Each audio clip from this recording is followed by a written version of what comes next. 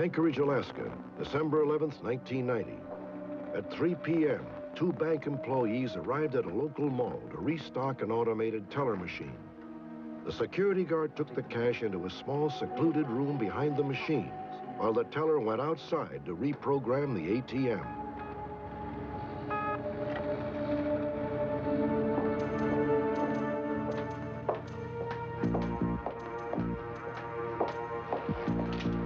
Open the door. Don't turn around. Do exactly what I say, and you won't be hurt. Do you understand? Yes. Open the door. Put your hands above your head. Into the room. You, over here. You, open the vault. Turn around. There was nothing about this robbery that could have happened that this individual wasn't prepared to handle. He knew the entrance into this back room, back hallway, in order to get into the teller machine. He knew that no one could see him from there. Put the money in the bag. Put your hands behind your back. And he knew exactly what it took in order to open up the machine, where the money was stored inside a machine, and also instructed the teller to take a videotape out of the video machine so as not to be caught on film. Get the surveillance tape now. The robber also had a small smile on his face, which the guard thought was a little peculiar. The guard believed that this robber was very relaxed. I know what your name is. I know where you live. Do you understand? Both of you, silent for 5 minutes. The FBI believed the robbery was an inside job, even though the two employees had not recognized their assailant. Suspicion immediately fell on a former security guard named Jose Antonio Gonzalez, who was already being investigated in connection with a similar robbery. But Gonzalez had conveniently disappeared. 2 days later, in Redmond, Washington, 1,500 miles south of Anchorage, a postal worker noticed a partially open package. Oh, wait a minute. This one's torn. Oh, wait a minute. Looks like a gun in there. The address that was on top of the box was an address to a gentleman named Jose Antonio Gonzalez in Redmond, Washington. The return address was Anchorage, Alaska. Hey, Jim? A second box was later found in the same shipment, also addressed to Jose Antonio Gonzalez. Postal inspectors obtained a warrant to search both boxes and discovered a small arsenal. 38, loaded. Look at this. Glock. Loaded as well. Beretta, loaded. And what do we have here? Money. The postal inspectors also found cash, $65,540, the exact amount taken in the Anchorage ATM heist. Make sure he gets an 1849, and we'll just wait for him. Postal inspectors set up what they call a controlled delivery, in essence, a sting operation. On December 14th, 1990, just 3 days after the robbery, Jose Gonzalez stepped right into their trap. Okay, thank you very much.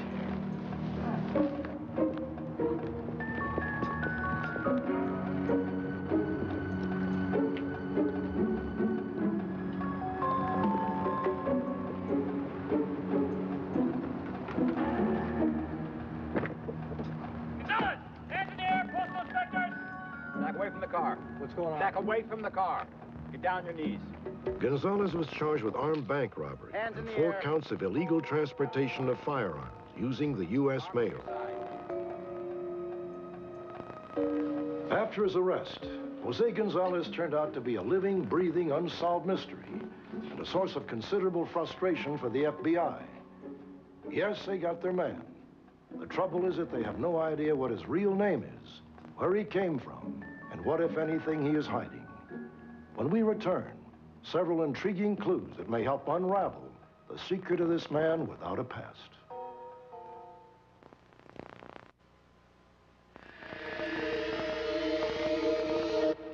Put your hands above your head. Into the room.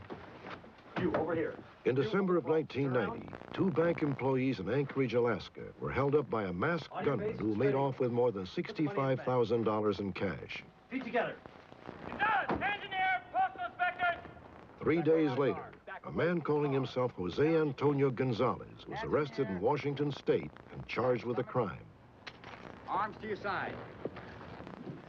Once in custody, Gonzalez was cooperative, perhaps too cooperative.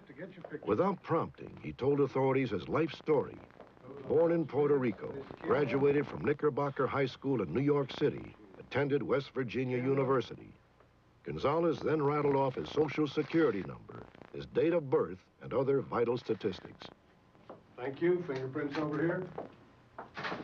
This man was almost too good with his background. Everything was right there on the tip of his tongue.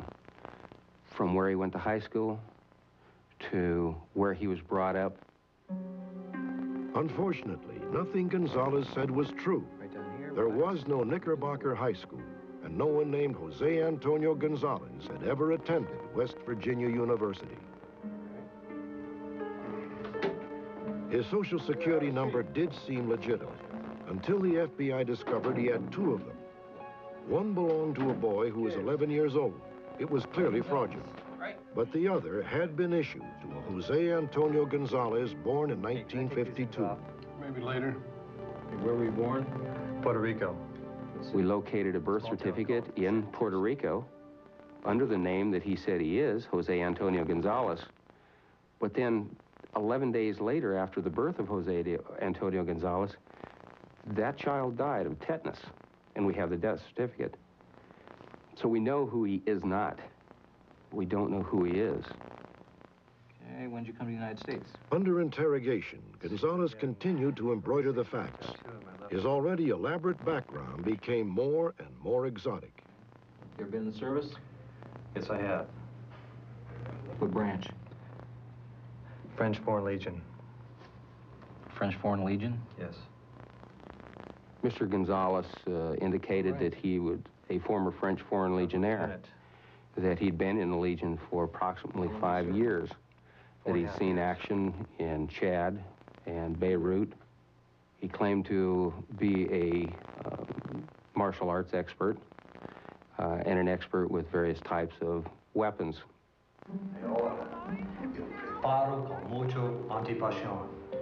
Gonzalez was full of surprises. While he was awaiting trial, the authorities discovered that he was fluent in at least 4 different languages. And here we have an individual who speaks, apparently writes, and is very functional in English, Spanish, French, and some type of Croatian dialect. But he conversed with these people freely, very easily. The man was not your run-of-the-mill bank robber. The more we kept digging into this gentleman's background, the more mystery surrounded him. On October 15, 1992, the enigmatic Mr. Gonzalez was convicted of armed bank robbery and sent to the Sheridan Federal Penitentiary in Oregon. But even with Gonzalez safely behind bars, the case continued to fascinate investigators. The only possible key to the prisoner's true identity lay with 2 mysterious women, both of whom vanished before they could be questioned. Hi, can I help you? Yes, I'm here to pick up the car for Jose Gonzalez. After Gonzalez was arrested, his car was impounded by the Redmond police. The next day, a woman showed up to claim it. Get that from his attorney. Yes, I don't understand. He asked me to come and pick up his car. Is there a problem? Yes, ma'am. I need what's called an authorization for release, and you can get that from his attorney. I cannot get the car at all without the authorization. No, you can't. According to the police, the woman was an intimate acquaintance and possibly an accomplice of Gonzalez. She went by the name Nadine Castell and had known Gonzalez for at least 3 years before he went to prison. She has always been around Mr. Gonzalez. At times, she has introduced Mr. Gonzalez as a brother, as a lover, and as a friend. She's never worked that we can find. Always drove very expensive cars, always dressed in very expensive clothes.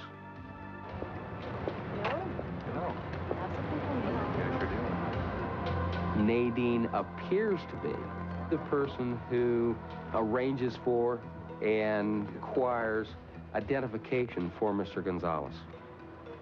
She's always there, almost like somebody that looks over him and has the documentation that he would need. She has disappeared, absolutely disappeared, as far as we know, in the United States. Nadine Castell is 5 feet 5 inches tall, weighs around 125 pounds, and has dark hair and eyes. She is a French national who has lived in London and the United States. She sometimes uses the last names of Gotham and Cartel. Another woman, who police believe might also be an accomplice, has been positively identified. Brenda Penninger was Gonzalez's girlfriend at the time of the robbery. A few days after Nadine's unsuccessful attempt to pick up the car, Brenda Penninger showed up at the impound lot with all the right papers.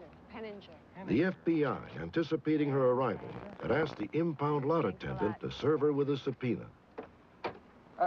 Is that Brenda Penninger? That's right. I've been asked to give this to you. What is it? That's a subpoena, so you'll come before the grand jury. Incredibly, just 3 days later, the car would be found 2,400 miles away in a parking lot at the Newark, New Jersey airport. We have to this day never located Miss Penninger.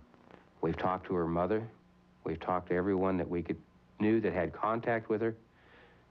And there has been no contact that we can verify since that day, 3 days after she picked up the car. She's gone. We don't know where she's at, and we don't know her fate. Brenda Penninger is 5 feet 9 inches tall, weighs 145 pounds, and has blonde hair and blue eyes. The FBI wants to emphasize that Brenda Penninger and Nadine Castell are not wanted for any crime, only for questioning. The man calling himself Jose Antonio Gonzalez will not be eligible for release before the year 2000. However, the FBI would like to know who he really is before he has a chance to get back on the street. If you have information about the true identity of Jose Antonio Gonzalez, please contact the FBI in Anchorage, Alaska, or call our toll-free number, 1-800-876-5353.